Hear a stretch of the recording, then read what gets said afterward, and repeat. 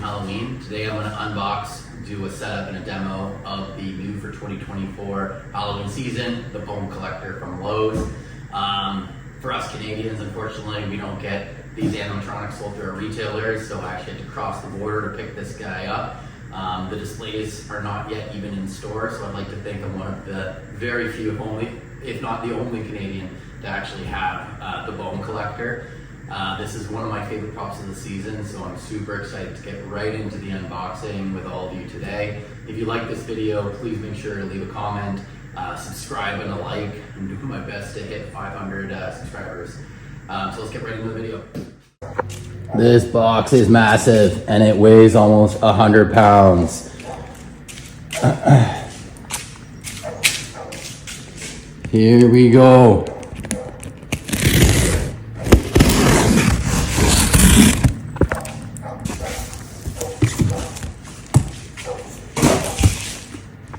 There you have it, your first look inside the box of the Bone Collector.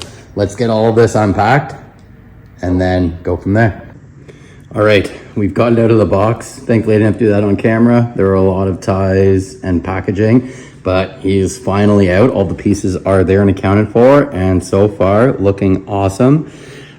Maybe just quickly, you'll see large metal base in the bottom, all of the leg poles kind of spread out, disorganized over here. We have the pants here, the upper leg poles as well, kind of tossed in with the frame. There's various hip loops, or they call it a waist bracket, and then we have the shoulder bracket over here, which looks absolutely massive.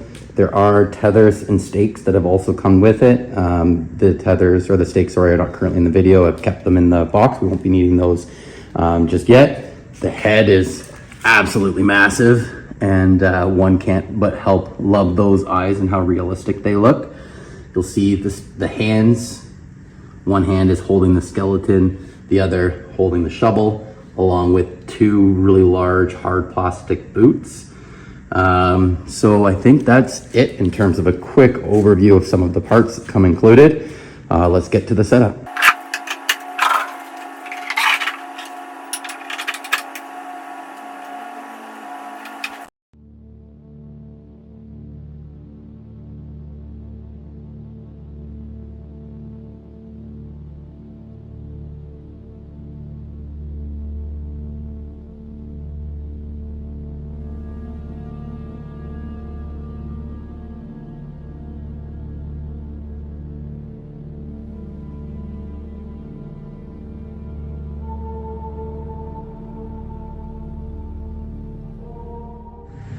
All right, so I've officially finished the setup. I realized after the fact that you guys probably didn't see much of that anyways, based on where the camera was angled. What I will say is, overall the setup was fairly easy in terms of everything being labeled nicely. But the clothes were a huge pain in the butt to put on. Just figuring out what part goes where and getting the arms to snap in with the outfit on. The shovel for me as well was a pain, getting everything to twist the right way so it can all snap together. So it took me a little longer than I would have liked, but in full honesty, I'm not the best when it comes to assembling some of these giga props or 12-foot props. So yeah, I guess we'll cut to the demo, and then I can give my final thoughts on what I think of the Bone Collector.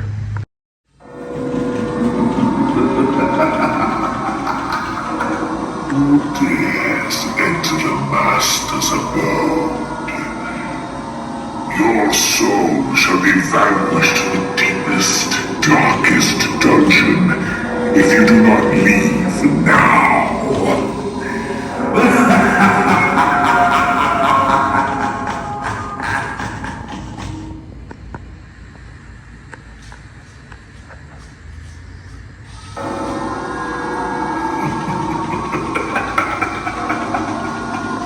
Ashes to ashes, dust to dust, you will roam through the valley of death for all eternity.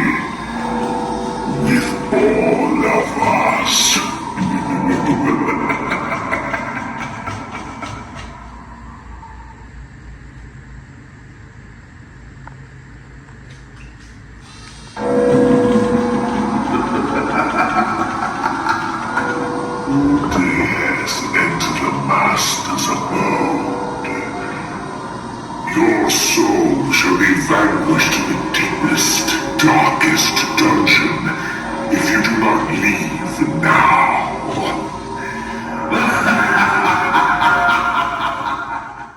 Alright guys, closing thoughts on the Bone Collector. Overall, I think he's a great prop. Again, for the price point of $3.99, I think you're getting a lot of value. The quality of the clothing is really nice. The flow mold sculpt on the head, the tracking like with the eyes, how realistic they look. His sheer size is very imposing. I don't find the animation as fluid as I was hoping for in terms of like his head movement and the way his mouth moves, so I think that's an area that could have been improved upon. I know a lot of people have made comments about the bag not being proportionate in terms of size. Also with the big gaping hole in the bottom here, lets it down to collect some water. To be honest, I'm okay with the bag. I know it looks a little bit disproportionate, but I'm fine with it, just given the price. I do find this skeleton very cheap. My hand already fell off, I had to put it back. So they could have done a better job on the skeleton, but for what it's worth, I think it's okay.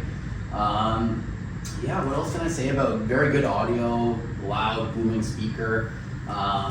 Overall quality, just in terms of the wiring, how it comes with the extra reinforcements to tie it down so wind becomes a non-factor. I think all really help feed into this prop. I think it's going to look great out in a graveyard type theme. If you're a collector of the big 12-foot props, I think this one would go really nicely in your collection. Like I said, I'm super proud to be owning this guy and being one of the first Canadians to actually have one and getting ready for the Halloween season. The box is massive, so still need to figure out how I'm going to store it. What else can I tell you guys? I think the molds, whether it be the shoes, the shovel, the head, the hands, they're all really well sculpted, a lot of detail. I think even as a static, this guy looks great. So if you're into some of the larger props, I highly recommend this one. I think I'd give him an 8 on 10 if I had to rate it. He was my favorite of the year, like I said at the start of the video. But now after fully assembling him and checking him out, I think I do prefer Cotton Candy Dan over this guy, just because the animation is a little bit more smooth. Like I said, I find the head movement on mine not as good as I would have liked. But other than that, fairly easy build considering its size, high quality in terms of the pieces. Like the frame is so sturdy, which is what leads to it being so heavy. I think the box was almost 100 pounds. So you're getting, I guess, at least quality for all of that weight.